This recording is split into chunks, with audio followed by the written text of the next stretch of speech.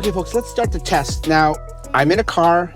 It's off. When I say it's off, the HVAC's off. So we're going to try to, recreate a version of when you lose heat and you're in a car and you're driving and it gets really cold. Now, let me just give you the temperatures. Outside, it's -9, -10. It's fluctuating between -9 and -10. It's in the daytime. It's a pretty cold day. And it's inside, it says, on the screen, it says it's +4. It was actually +2 before, but I've been in the car for about 5 minutes setting up the cameras and everything, and what's happened is just my body heat, I guess, alone has warmed up the car. Like I said, the HVAC is completely off. What I would suggest in a situation where your heat does go, I would suggest you turn your HVAC on and just turn on your heated seats and the steering wheel. Now, not all cars have the heated steering wheel, the Ys and the 3s, but any of the ones that have the HVACs, if I'm not mistaken, correct me in the comments below if I am wrong, but I'm pretty sure all the new Ys and 3s that have the heat pump system have the heated steering wheel as an option. So what I would suggest you do is you turn that on. Now, here's the thing. The heat's off, and the way to do that is just do a long press on the temperature display here. Just do that and it'll go off, it'll gray out. But if you tap anywhere else on the screen for the heat or the HVAC, it'll come back on and it'll be blowing cold air. But you can use the voice command. So if I say here, turn on driver's side seat heaters to level 2. Okay, so driver's seat heater is now set to medium. And then you can do the same thing for steering wheel. Turn on heated steering wheel. So now the heating steering wheel is on. So the system is off. The HVAC system, the fan and everything is not blowing because you'll just get cold air. But you've got the steering wheel heater on and you have the seats on, plus your own body temperature will inevitably warm up the temperature a little bit in the car. So let's test our very first one here. There's no particular order, but this happens to be the most expensive one. So let's go from the most expensive one to the cheapest one. So this is, like I said, this is just like creating a sense of a representation of what you would do if your heat failed and you had to pull this out of the glove box or the back seat, wherever you would keep it. And it's pretty cold. I don't know if you can tell. I don't know if you can see that there. My breath. You can see my breath. It's still pretty cold in there, in here. And my fingers. I'm starting to lose some dexterity in my fingers. It's there. So it's still saying it's 4 degrees. Let me see here. It's actually 5 degrees in here. Still -9 outside. It's gone up a little bit. Like I said, just me being in the car, talking and breathing, it's going to be a little warm. You plug it in. Now the cord is fairly long. Like I said in the description before, we could, for the argument of this test, we're not going to double-sided tape it down anywhere like that because I'm going to be pulling them in and out of the car all the time. So first things first, let's turn it on. Now, if you did have this and you were going to put it somewhere, you could put it right here in front of the steering wheel, blowing right on your face. So it also helps the windshield in terms of defrosting that and keeping heat to that. So I'm putting it on. And what time is it now? It is 1:43. So let it go for about 5 minutes and see what it does. When I put it on, it was 5 degrees in here. So let's see what it does. I can feel a little bit of heat. So it is going. I'll leave it on for 5 minutes. I'm not going to bore you guys. I'll fast forward or come back after the 5 minutes. You could put it there, or what you could do is put it right here in the center console down by you because hot air rises. So maybe if you keep it lower, the hot air will rise up. But if you want to just, this is, like I said, this is to see if in a pinch, in an emergency, so you don't freeze to death. And I know, I get it. -9 isn't a cold temperature in some parts of North America or even Europe and places around the world. It gets a lot colder than that. So say it's -20 or -40. So I don't have the opportunity to test that kind of thing here, but we'll just do -9, -10 and see what it's like. Will it save you? I can already feel the heat in the seats. It's keeping my body pretty warm. The steering wheel is heating up pretty good now. I can feel that if I keep my hands on the wheel, which should be when you're driving, keep your hands on the wheel, it would keep my fingers and my hands warm, I would think. Let me show you how cold it is here. This is a bottle of water that I left in the car. It is frozen solid. So no joking around. I mean, it's been here overnight. Okay, it's still saying 5 degrees in here. My body is staying warm because of the heated seats on my seat and on my back of the seat. So That's where the heat pads are. Steering wheel is still on as far as I know. A little bit of warm air. It's not hot. I'm not gonna lie to you. This is the most expensive one.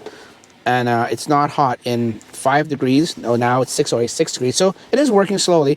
It is warmed up a little bit. So now it's 6 degrees, still -9 outside. Okay, before we go any further, let's do a airflow test. Now I've just got this flimsy little tissue here, very light. And here's the unit. I'm gonna just test out the airflow by putting this in front and seeing what it does. Bless it. So we're going to start from maybe a foot away, just keep it up here, and then as I put it into the front of the airflow, see what changes happens to the tissue. Okay, so blows it around a little bit. Dude, maybe 2 feet away. A little bit. You can see it fluttering a little bit in the wind, but not much. And then right close, like just a few inches away. So yeah, you can see that it moves around. It's blowing around. It's not scientific, folks. I'm just trying to give you guys a visualization of the airflow, because you on camera you can't see that, so that's all it is. But there is some airflow, and you can see with the tissue what it actually does.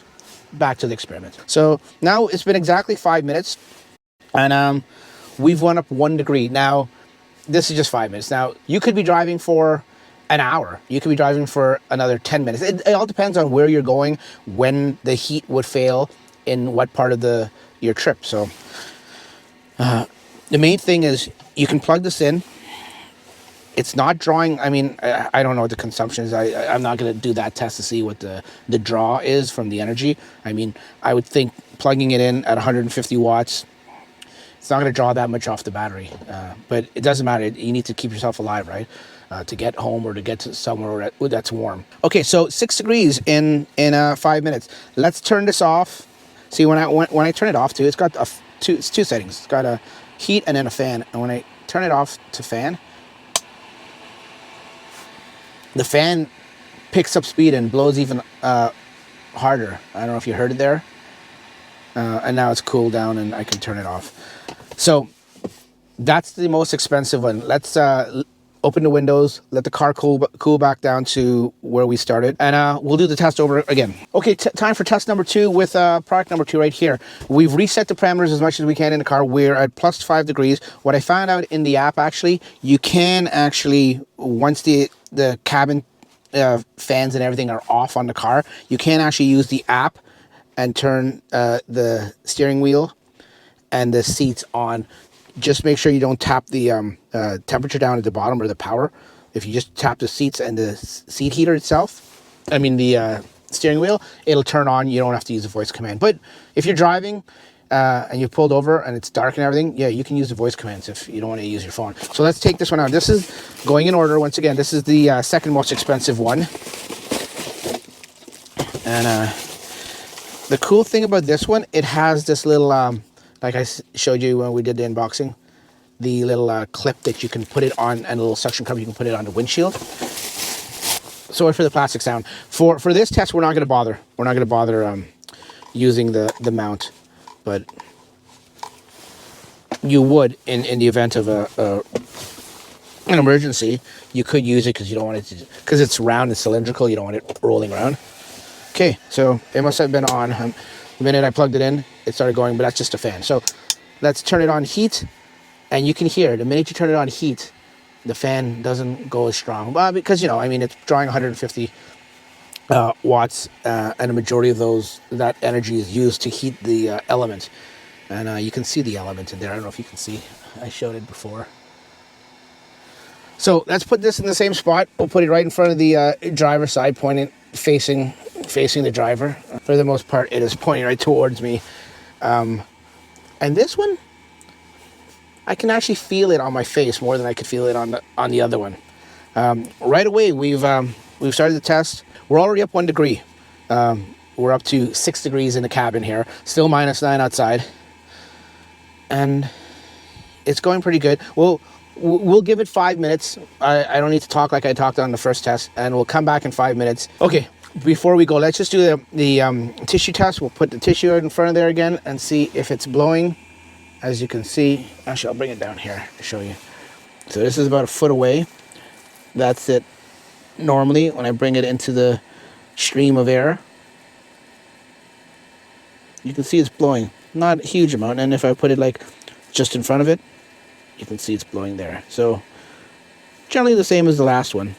It is blowing, but if I put it 2 feet away, is it making a difference? 2 feet away, it's barely blowing it. Okay, we're back. It's been 5 minutes, and we've got this. I'm holding it now in my hand. It was in the center console here. We're at 7 degrees in the cabin. Seat heaters are still on, and the steering wheel heater is still on. So 7 degrees. We started off at 5, so it's gone up a couple degrees in 5 minutes. This isn't scientific. There's no way to accurately extrapolate the time and the temperature and to say that it would go up linearly. So like I said from the very beginning, this is not a scientific test. This is just to see what would happen in the event of a situation like that. So on to the third one. Okay, back for number 3. Let's do the windows up. Press close here on the app.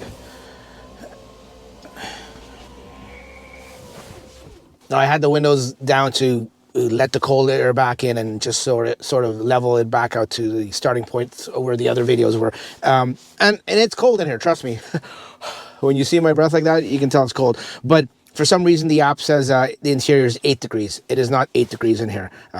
Well, see, this is why I say it's not scientific. Anyways, let's get on to the third one. This is the cheapie.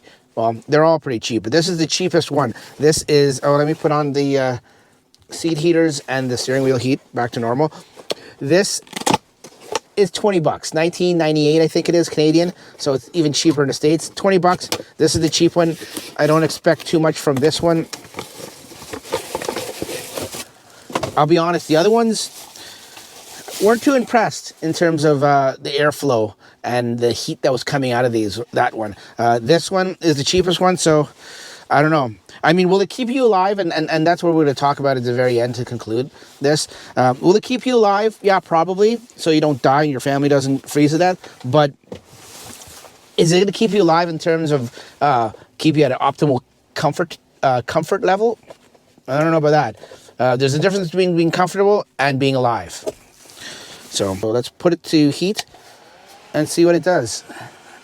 Now, this one doesn't have as wide as an opening as the other two. So it's 8 degrees, and we started the test a minute ago, so let's see where we get at 218. We'll come back. Oh, before we come back, we got to do the tissue test. That's right. Once again, putting it about a foot away. You can see the tissue is blowing around a little bit. Dude, a few inches away from it. Yeah, it's blowing it quite a bit. And probably about 2 feet away. There, it's nothing. There, you can actually see it. You know what? This one throws the, even though it's narrower, the little holes, because it's broader, the opening, this throws the most amount of air. Does it throw the most amount of heat? No. It feels exactly the same as the other one. So let's put it back here, and we'll come back at the end of 5 minutes and see what the temperature is. Currently, right now, it still says 8 degrees. Okay, folks, we're at the 5 minute mark, and still 8 degrees. Like I said, I don't know if it was 8 degrees before we started it, but it's saying it's 8 degrees now, so it hasn't changed. I'm not surprised. This one is the cheapest one. There's not a lot of hot air coming through this at all. But that's all 3 of them. Let's talk about the 3 of them now. So basically, 3 of them, $20. I think the other one was $40, and the other one was $50. These are Canadian prices. In the States, it'll be cheaper. You can get them on sale somewhere else. In a pinch, I would think they would save your life. Are you going to get comfort out of it? Definitely not. It's not going to be comfortable. It'll be a lifesaver type of thing. Should you spend more money on the $50 one as opposed to the $20 one? I mean, yeah, this one blew. This is the cheapest one here. This one blew stronger air, but not as hot air. So it's a toss-up. I would say, if I had to do it, I'd say save your money. The $20 one is fine. You don't need the $50 one. It looks, looking at the internals on all of them, they're all look like they have the same kind of heating element in there. They all look identical. So was this scientific? No. This was just to let you know that, you know, until this heat problem is definitively fixed, and I'm not saying it is fixed, I'm not saying it isn't, but now that we're starting to warm up a little bit, we're getting into the middle of February, and in most places around North America and Europe, come into March and April, should start to warm up. So we're coming out of this, and I hope Tesla's not waiting for that to have this go away type of thing from a PR standpoint. I hope they're truly working on it to fix it. Or I'm hoping the last software update did fix it, and the cars that have been failing since the update were already damaged from the prior software versions. I'm hoping that's the case.